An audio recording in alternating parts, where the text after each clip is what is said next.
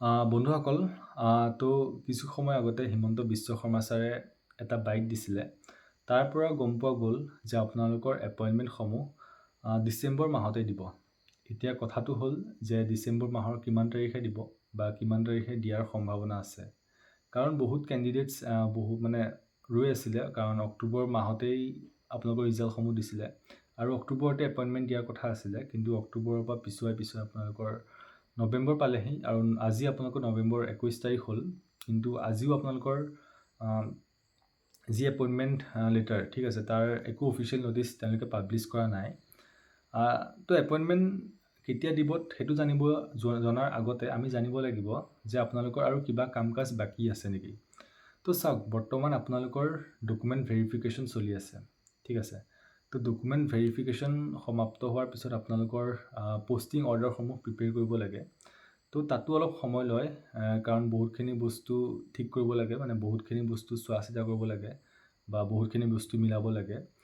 তো তাতো অলপ সময় লয়, সেয়েহে আপোনালোকৰ 4-5 দিন এটা সময় ল'ব ভেৰিফিকেশ্যন শেষ হোৱাৰ পিছত, ঠিক আছে। তো এতিয়া কথাটো হ'ল যে আপোনালোকৰ কি ডিপাৰ্টমেণ্টৰ ভেৰিফিকেশ্যন সমাপ্ত হ'ল বা কি ডিপাৰ্টমেণ্টৰ বাকী আছে। তো অলম'ষ্ট আপোনাৰ গোটেইকেইটা নহয়, ধৰি লওক 5-6টা ডিপাৰ্টমেণ্ট বাদ দি সকলো ডিপাৰ্টমেণ্টৰ ভেৰিফিকেশ্যন হৈ গৈছে। 2-3টা ডিপাৰ্টমেণ্ট আপোনালোকৰ 25 তাৰিখলৈকে আছে ডিপাৰ্টমেণ্টেল ভেৰিফিকেশ্যন, আৰু 1-2টা ডিপাৰ্টমেণ্ট এনেকুৱাও আছে যাৰ আপোনালোকৰ এতিয়ালৈকে অফিচিয়েল ন'টিছ তেওঁলোকে একো পাব্লিছ কৰা নাই, ঠিক আছে, কেতিয়া আপোনালোকৰ ডিপাৰ্টমেণ্টেল ভেৰিফিকেশ্যন দিব। তো কিন্তু আমি আশাবাদী যে আপোনালোকৰ সেই ডিপাৰ্টমেণ্টকেইটাৰ ভেৰিফিকেশ্যন হয়তো আজি বা কালিৰ ভিতৰত তেওঁলোকে দিব। তো সকলো ডিপাৰ্টমেণ্টৰ আপোনাৰ 25 তাৰিখৰ ভিতৰত ভেৰিফিকেশ্যন সমাপ্ত হ'ব, আৰু তাৰপিছত আহিল আপোনালোকৰ PWBD কেণ্ডিডেটছ, ঠিক আছে। তো তেওঁলোকৰ যোনটো মেডিকেল টেষ্ট থাকে, মেডিকেল টেষ্ট আপোনালোকৰ 28 তাৰিখলৈকে আছে। 28 তাৰিখে সকলো কেণ্ডিডেটছৰ মেডিকেল টেষ্ট সমাপ্ত হ'ব, আৰু তাৰপিছত তেওঁলোকে পষ্টিং অৰ্ডাৰসমূহ প্ৰিপেয়াৰ কৰিব। তো পষ্টিং অৰ্ডাৰ প্ৰিপেয়াৰ কৰোঁতে নাই কমেও 3-4 দিন ধৰি লওক আপোনালোকৰ সকলোখিনি ৰেডি হৈ যাব ডিচেম্বৰ 2-3 তাৰিখে, ঠিক আছে। কাৰণ বাকী ডিপাৰ্টমেণ্টখিনি অলৰেডি বহুতৰ হৈ গৈছে, তো তেওঁলোকে পষ্টিং অৰ্ডাৰসমূহ প্ৰিপেয়াৰ কৰাত অলৰেডি লাগি গৈছে চাগে। তো হয়তো বহুত ডিপাৰ্টমেণ্টৰ প্ৰিপেয়াৰ কৰি হৈও গৈছে।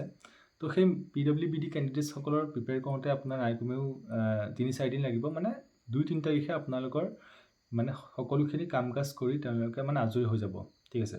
তো তাৰপিছত তেওঁলোক অপেক্ষা কৰিব CM ছাৰৰ অৰ্ডাৰ দিয়ালে, কোনটো ডেটত দিব সেই তাৰিখটোলৈকে। তো তাৰপিছত আপোনালোকে ধৰক যে এসপ্তাহ এটা সময় লওক, যে এসপ্তাহৰ পিছত তেওঁলোকে এপইণ্টমেণ্টসমূহ আপোনালোকক দিব।